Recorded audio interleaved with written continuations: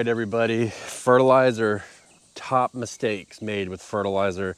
I have done so many trials and practices and runs with fertilizer over the years, and I've really narrowed it down to just a few. I'm hoping to keep it to around 5 easy mistakes to avoid for fertilizer. This will help your garden dramatically. I do want to say this though, we're not talking about compost or anything like that. We're talking about store-bought fertilizer. Doesn't matter if it's organic or synthetic. There's a little bit of caveats in there that we'll get into, but if you avoid these fertilizers, wasp, then you will be very happy and your garden will grow dramatically. Okay, we are in the middle of a heat wave. It's about 8 o'clock in the morning, so we're trying to beat the heat, and the wasps are going crazy right now, trying to find somewhere to, I don't know what they're doing, but they are all up in my face and they're really loving this corn. But you know, you don't get corn really like this without a decent fertilizer regimen. And I'll show you what I've been doing here. So I've been doing 2 different types of fertilizer on these 2 beds, and you can see the difference in the growth here and the growth here. Now this one is 2 weeks behind, but overall it is a difference in the size of the plants. And just to show you, this plant right here is a Roma tomato, and this plant right here is a Roma tomato. It's about twice as big. Doing a couple different things with fertilizer this year, and every year we always try to narrow it down. So the first mistake, which is really easy, is not using fertilizer. So why would you not use fertilizer? Let's phrase it like that. Not using fertilizer is a couple different things. 1, you may be scared of it. 2, you may just not know how to use it, which makes you scared of it. And 3, you may just not believe in it. And I respect all those stances, but I was the same way on all 3 of those. And once I started kind of leaning in a little bit more and more into fertilizer, I saw a huge difference in my garden. So if you don't believe in it, do some research, figure out the product that you want to use and see, is it really something to be scared of compared to what you think it is? Because the amount of growth, the amount of harvest that you get from using fertilizer is dramatically different. Now, I'm not saying your growth in your garden needs to depend on fertilizer. There are so many other factors that we can factor in, like cover cropping, like rotation, like compost adding, amendments, stuff like that, mulching, all those different things. But in the grand scheme of things, you will see a dramatic difference in your garden all the way around if you make the decision to jump and use some kind of fertilizer. On that note, look up the differences. And when I say look up, don't look at the AI overview. Okay, that stuff is bull crap. Look up in it and get some reading done. I would recommend 5 different pages, get a book on it and look up, you know, organic fertilizers and synthetic fertilizers and compare that to what your fears or worries are about using it. So just to get it right off the bat, I've said this probably no less than 1,000 times, but we'll make it 1,001. Organic fertilizer is mostly natural. It's deemed organic by our overlords at the government. But what it is the big difference in your garden is it feeds your soil, not really your plants, but your soil feeds your plants as well. And it does feed your plants, but it's a slower release. It's a lot more forgiving and all that. A synthetic fertilizer directly feeds your plants. So I use a combination of both. I rely very heavily on organic fertilizers as far as feeding my soil and keeping it active. But then I also use a synthetic fertilizer to give my plants a boost. And this is really the first year I've been doing that. And it's made a really big difference so far. We'll see, you know, the jury's still out, but we're gonna continue the course all the way through. I'm not seeing any difference in quality of produce other than more, so there is that. But I definitely use a combination, and the organic side is a higher reliance and usage than the synthetic side. So we use a synthetic as like a booster, if you say.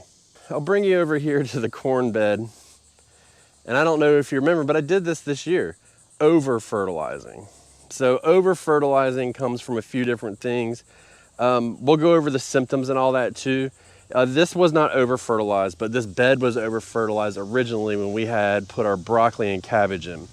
And so what happened was I got a little bit brave and I said, hey, I want to try a new nitrogen fertilizer. So we used urea, and I loaded it in there because I'm used to using, your all organic stuff like that, and you really put a lot in.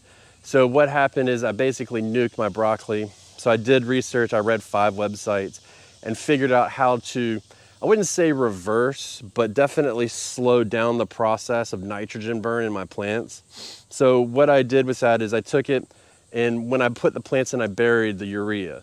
And when I came through the second time, what I did is right when I noticed it was going on, I got to work, and I came and I just scratched the surface down pretty deep and got that urea to where it could outgas out of the garden and not really be trapped in there. And that seemed to help a lot. And then I just watered the crap out of it to get it to leach out of the soil. And then we were able to get a second year in a row of 100% harvest. But not only did we get 100% harvest on our broccoli, we got a bigger harvest too. So it makes a huge difference. So over fertilization can happen, one, because you didn't read the directions. So read the directions on your garden and go from there. Now the problem with that is, I don't know if the world is just screwed or what, but they give you the directions by square footage, by the hundreds. Well, most of us aren't gardening by the hundreds of feet. We're doing, this is basically called micro gardening, where we're doing like pots, we're doing 4x8 beds, so you're gonna have to take that number, and then you're gonna have to do some math to get it to narrow down a little bit more to get an accurate number of what you want to put in to your garden. So take the time to do that. There's not really a resource that's going to tell you. This is just basic fundamentals. So I know that my garden bed right here, well, all of them except for 2, are 32 square feet. So if I need a cup per 144 square feet, I think is usually what it says, then I need to start doing some math and narrow it down and get a ratio out. So, you can do that. And really what this applies to is mostly like your really strong fertilizers. When I use what do I use right now? I use plant tone, not garden tone, because I want a little bit more nitrogen in my soil. So I use plant tone. I bet I probably put at planting 4 cups in, but I let it run for 2 to 3 months, right? This isn't a constant thing. I measure by the handful. So whatever a handful is, probably maybe 3/4 of a cup or so. So multiply that by 4, put 4 handfuls in generally, and that will cover it. And that's for 4 furrows. So if I'm doing that, then I know I'm good. And that was kind of where I went with the urea, but I went way, way overboard. And we almost suffered the consequences. It just added more work on our end. So make sure you're reading the directions and moving forward. And so on the other side of it too, if you're trying a new fertilizer, one of the reasons why we started doing this little bit of a trial from this half of the garden back was because we used a synthetic fertilizer for the first time, and the directions were horrible. There was none. They didn't tell you what to use. So I called the company and they gave me a rough estimate, and I went and I said, okay, let me do a 1/4 cup of it for this side of the garden and see what it does. So I went really, really light. I think they were telling me like a cup. And I thought to myself, there is no way. So I just did a really light feeding. And from now I'm gonna go up to a 1/2 cup. I've been a little bit delayed on it because everything was doing really well, but we need to, because these are starting to fruit now, we really need to push some new growth. So we're gonna move it up to a 1/4 cup. But let's not be crazy and say, well, I'm gonna do a teaspoon, right? Especially when you get to like granular fertilizers. I mean, it's okay to cut it in half, but just pay attention to what's going on in your garden. If you don't see any adverse effects, anything really bad, then bump it up a little bit and get more fertilizer into your garden, and then figure out like, okay, this is good. This is using up the amount that I want to use for the money that I want to spend, all that good stuff. And you can use it to your advantage. On the other side of that is under fertilizing. So I know it's kind of a gimme, and I won't go over it too long, but if you under fertilize and you continue to under fertilize, you're not really doing anything. So you may be adding a little bit back into the soil, but overall in time, you will start to narrow down more and more and more until you don't have anything left in your garden and you're really just operating off zero. So, you know, we've got these newly tomatoes planted and we've got the first round of fertilizer in the furrow and we've got our mulch on top. I'm getting more this weekend, hopefully. I'm gonna mulch all of these beds once and for all. But, you know, we're working towards that. And if you under fertilize, you're not really doing anything. So this bed had a full crop of carrots and garlic in it. We got a great carrot harvest. But if we don't put anything back in, then you're just gonna suffer, right? So, and we wanna plant this heavily. We want these tomatoes to grow out, so we're gonna have to really feed it. And the same with this bed here. So we cleared this yesterday and we planted some corn in it. And we didn't even feed it yet, but we're going to because the corn's not ready. Obviously, it hasn't even germinated. So we're going to, but we want to keep on top of it and make sure that we replace the nutrients that were in it. So it's going to get a solid dusting of it right on top. And then we'll scratch it in. And then that will help feed that soil to get those plants up and running. And then we're going to have to do more than that, but we'll get into that in a minute. So just look at the effects of under fertilizing, right? Here's an under fertilized bed meant to do that. Here is a fertilized bed. And you can see the difference in the growth right off the bat. So this one's a little bit more sparse, a little bit smaller. This one is lush and big and full, and we've gotten multiple harvests off of it.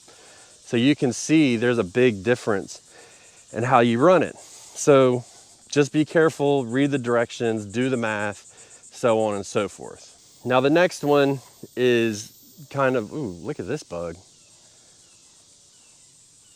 Whoa, what's he doing? Oh, you're killing my honeybee, bruh.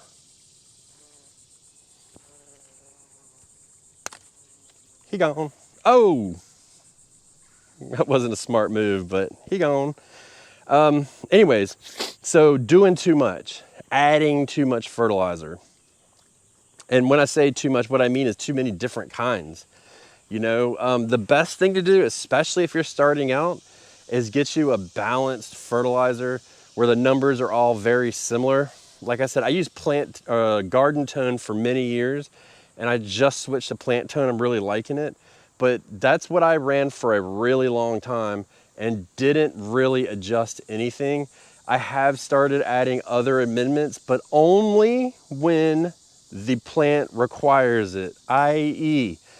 bone meal for root crops, blood meal, urea, or I'm using Chilean nitrate as well, but those three interchangeably for like really hungry nitrogen crops like corn, greens, what else?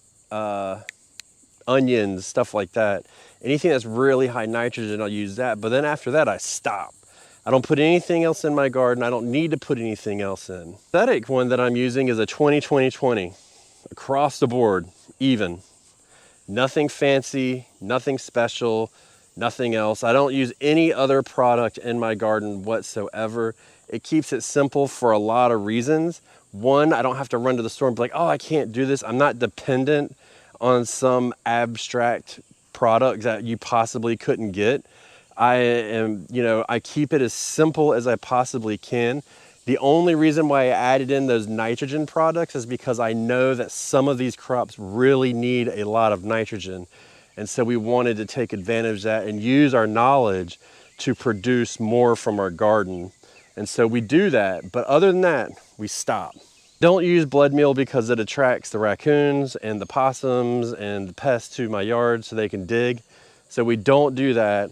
I use a Chilean nitrate only because it's water soluble and I can inject it into my drip system. And then I use a urea because it's a granule and I can spot fertilize with it. So, you know, that's how I'm doing. So right now, currently, I'm using urea and Chilean nitrate, and that's it. So just use that to your advantage, and you know, don't go crazy with the fertilizers. Just keep it simple. Keep it really simple. I hesitate to say stupid because I don't want you to think I'm calling you stupid, but you know the saying, keep it simple, stupid. And on that note, talking about stupid, I got a confession to make. Yesterday I did a video and I may or may not have accidentally cross-dressed. What I mean by that is I pulled a pair of shorts out of my drawers and I'd never seen them before. I think they may have been my wife's, I don't know. So, I don't know. Have you ever done that before? It made me feel kind of weird, but I rocked it all day and wasn't bad. All right, the last one, and I think is the most important one, is your fertilizing timing. Okay, so this is a big reason why we switched to using some synthetic, because it made everything a lot easier for the timing purposes. So what I mean by that is, you know, we always, every single time we plant, every time, we put a pre-planting fertilizer in all of our beds. And so that gives us a nice solid base to start with. Means if for some reason I forget, some reason I don't feel like it, I've already got nutrients going into my garden, and that is what's going to make a big difference. So we always start with that. But then we start timing it out and we start going by a schedule like this. So for instance, this year for our corn, I did some extensive research over the past couple of years, and I've done a number of things with my corn, but one thing is when it gets to about the third height, the third V in the leaves, you start feeding it nitrogen. That's when from here up to this point, I can't even reach that high, is when it uses the most nitrogen. So when it got to this height, we went ahead and we sprinkled nitrogen out on top of the ground and let it start breaking down, and then that would use it. And then in a couple weeks, we followed up with the synthetic. Comes to the tomatoes, as soon as they start fruiting, we would shoot them with the synthetic. And the reason why we do that is because we have an in-ground drip system and it's immediately used. So we know, hey, we give it to them within a day or two, it's starting to use a fertilizer and it's moving it to grow more, stronger and faster. Whereas if you're using your, let's just say an organic, you need to time everything out by about 2 weeks. Well, with determinate tomatoes, 2 weeks is a long time. So we didn't put the granular organic down, but we always add it, but we didn't add it in preparation for timing. We added it for continuous boost. So that's how we're using it this year.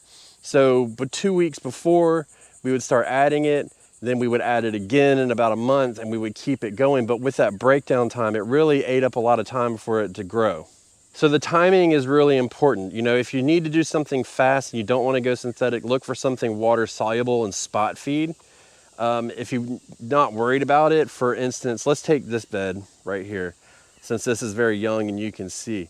As soon as these tomatoes, which they are starting to show a little bit of growth, but this crazy heat wave we're having is going to kind of stress them a bit. But as soon as they start to show growth, it should be in about a week. We know that that fertilizer underneath is starting to break down. So about a week after that, we'll come out and we are going to go ahead and put fertilizer right on top, and then we're going to remulch. And that will help set the stage for continuous feeding on this plant. And at the same time, what we'll do is we will go ahead and shoot it some of the fertilizer through the injection system, and that will feed it immediately and give it a boost. And so you can see how we're kind of timing everything out and we're using it to our advantage.